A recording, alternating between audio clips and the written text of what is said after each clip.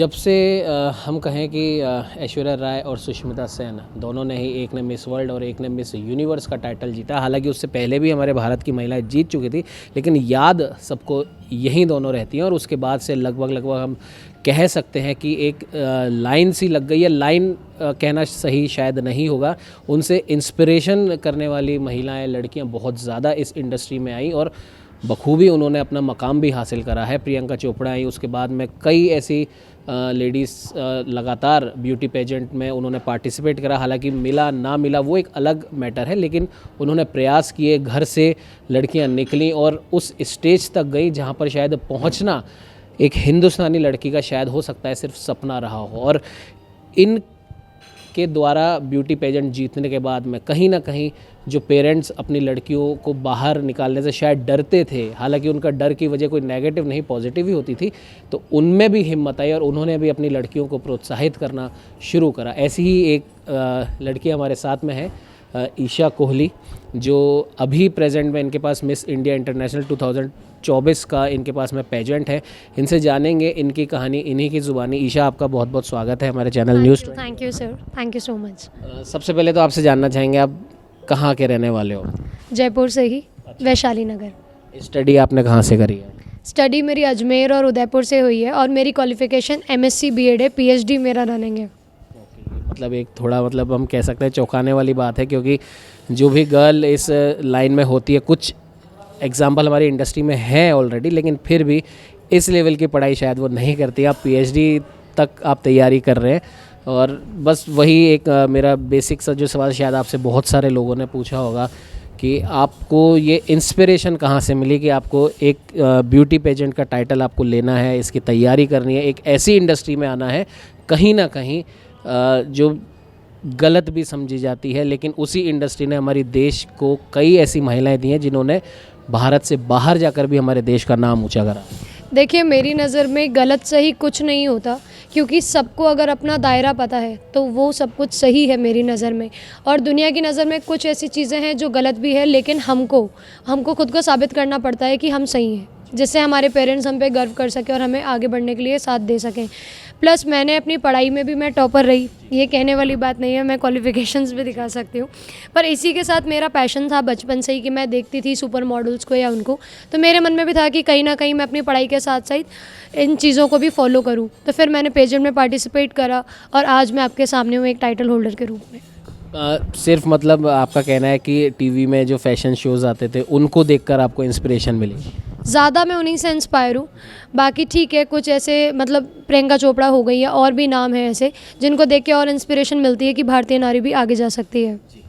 तो एक स्टेप आप लगभग आप पूरा कर चुके हैं। अब आगे अगर हम फ्यूचर प्लान्स की आपके बात भी करेंगे, लेकिन उससे पहले हम जानना चाहेंगे ब्यूटी पेजेंट की तैयारी करने से पहले आप क्या कर रहे थे? मैं उससे पहले खुद को ग्रूम कर रही थी, और कहीं ना कहीं ऐसा नहीं है, मैंने जॉब भी करी है, जैसे कि मैं आपको बताऊं, क्योंकि मॉडलिंग एक लेवल तक आपका पेट भर सकता है, उसके बाद आपको एक साइड का बैकअप प्लान हमेशा रेडी रखना पड़ता है, चाहे फिर आप डॉक्टर हों, इंजीनियर हों या और भी कुछ हों। तो ऐसे ही मैं इसके साथ अपनी जॉब करती थी पहले, हालाँकि अब मैं नहीं करती, अब मैं फ्रीलांसर मॉडल और मतलब एंकर हूँ। इसी के साथ मैं सोशल एक्टिविस्ट भी हूँ, कई NGO से जुड़ी हुई हूँ, लोगों के लिए हम डोनेशंस कर रहे हैं और आज की डेट में हम अपने इवेंट्स तक ऑर्गेनाइज़ कर रहे हैं, जिससे कि फ्रेशर मॉडल्स को आगे के लिए प्लेटफॉर्म मिल सके।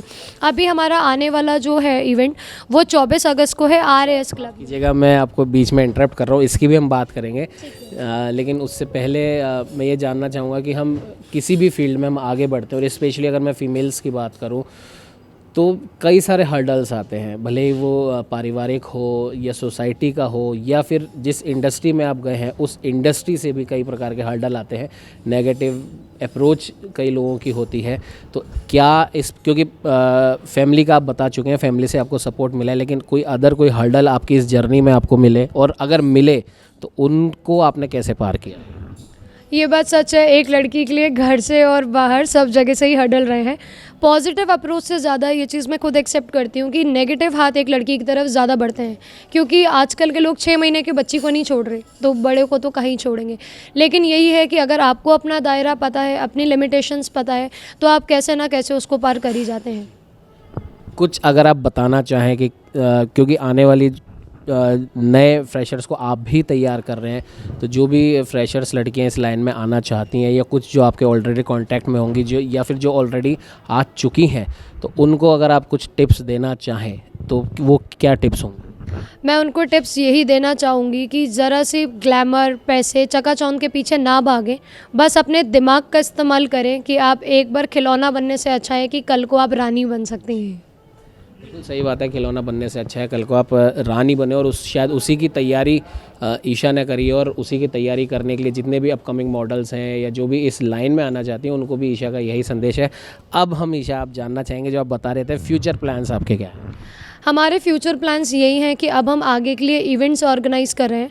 हमारी खुद की एक फ़र्म है द वोग एडिशन के नाम से, जिसके अंतर्गत हम कुछ ना कुछ मतलब साल में 3 या 4 इवेंट्स ऐसे करते हैं जो कि अच्छे लेवल पे करते हैं, जिसमें हमारे हमेशा कोई टीवी एक्ट्रेस रहती है या फिर मतलब और भी जो सुपर मॉडल्स रह चुके हैं हम उनको खुद आगे से इन्वाइट करते हैं, जिससे कि फ्रेशर मॉडल्स इंस्पायर हो चुके।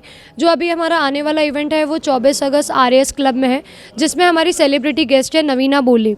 ऐसा ही नहीं कि हम मॉडल्स के लिए काम कर रहे हैं, मेल फीमेल्स, हम उनके आगे तक के लिए ध्यान देते हैं कि कौन किस रोल में फ़िट हो रहा है, क्योंकि सबका फिजिकल अपीयरेंस और सबका एक टेस्ट अलग अलग होता है। कोई एक्टिंग में अच्छा है, कोई रैम वॉक में अच्छा है, कोई सिंगिंग में अच्छा है, तो कोई किसी और चीज़ में अच्छा है।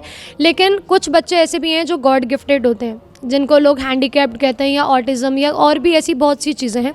हम उन बच्चों के लिए भी काम कर रहे हैं कि उनके लिए भी हमने 1 घंटे का एक सेशन रखा है, जिसमें वो बच्चे जो गॉड गिफ्टेड हैं वो अपना टैलेंट शो कर पाएंगे, चाहे वो रैम वॉक हो, सिंगिंग हो या IQ टेस्ट हो या जिसमें भी वो है, जिससे कि उनको भी आगे के लिए एक बेनिफिट मिल सके।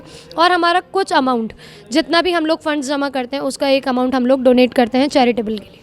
तो जानना चाहेंगे किस प्रकार के वो चैरिटेबल काम आप कर रहे हैं, किस प्रकार के सोशल वर्क आप कर रहे हैं, क्योंकि कहीं ना कहीं जो भी ग्लैमर इंडस्ट्री के जो लोग हैं उनके लिए नेगेटिव बातें यही सुनने में आती हैं, ये तो सिर्फ ग्लैमर इंडस्ट्री में ये खूब पार्टी करते होंगे, खूब इधर उधर घूमते होंगे, लेकिन वो जो सोशल वर्क करते हैं वो शायद किसी को पता नहीं होता। वो शायद इसलिए भी नहीं पता होता क्योंकि आप लोग बताते नहीं हो।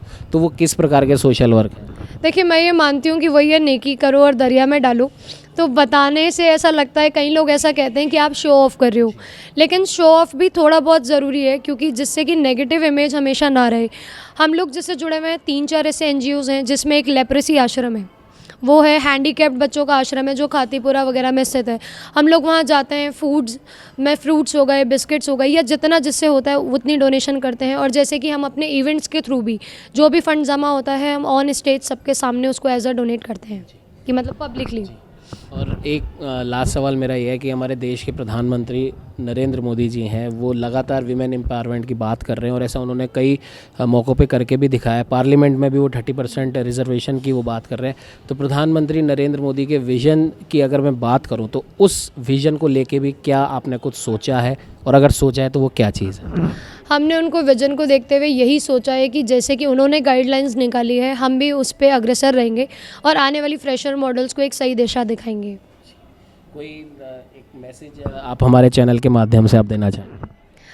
मैं यही कहूँगी लड़कियों को कि आप स्मार्ट बने, यूज़ ना हो, क्योंकि यूज़ करने वाले हाथ इंडस्ट्री में बहुत हैं। आपको सिर्फ दिखाया जाता है कि हम आपके लिए ये कर सकते हैं, ये अपॉर्चुनिटी दे सकते हैं, लेकिन अगर आपके अंदर वो कैलिबर है तो आप खुद ही उस अपॉर्चुनिटी तक पहुंच जाएंगे। आपको किसी के भी हाथों की ज़रूरत नहीं है, और अगर आप हाथों में जाती हैं तो आप सिर्फ एक कठपुतली बन के रह जाती हैं।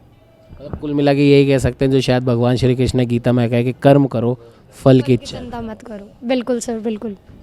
कर्म करो, फल की इच्छा मत करो। और अगर कर्म आपके सही डायरेक्शन में है तो आपको जो उस कर्म का जो फल है वो मिलने से कोई नहीं रोक सकता। और इसकी जीती जाती एग्जांपल ईशा हमारे सामने यहाँ पर बैठी हैं। और जैसा कि ईशा ने कहा, जो भी अपकमिंग मॉडल्स हैं या जो इस ग्लैमर इंडस्ट्री में आना चाहती हैं, और अगर परिवार भी उनको सपोर्ट कर रहा है, जो एक पहली हर्डल होती है, जो शायद वो सबसे हम कह सकते हैं बहुत मुश्किल होती है, लेकिन अगर आप वो हर्डल पार कर चुके हैं तो जैसा कि ईशा ने कहा कि परिवार का सपोर्ट अगर आपके साथ है तो फिर आपको किसी और के सपोर्ट की ज़रूरत नहीं है। और यूज़ किसी के भी हाथ में आपको नहीं होना है। आपको अपने कर्म पर, आपकी एबिलिटी पे आपको विश्वास रखना है, क्योंकि यही कर्म, यही एबिलिटी आपको आगे लेके जाएंगे। और किसी की कठपुतली बन के रहने से अच्छा है कि आप रानी बने, और रानी बनने के लिए जो मेहनत करनी पड़ेगी उसको आप ज़रूर करें। और अगर आप ये मेहनत करते हैं तो ईशा की तरह ही और भी जो लोग इस इंडस्ट्री में कामयाब हैं उनकी तरह ही आप भी एक दिन अपना मुकाम ज़रूर पा सकेंगे। सहयोगी कैमरामैन अजय के साथ उमंग माथुर, न्यूज़ 21।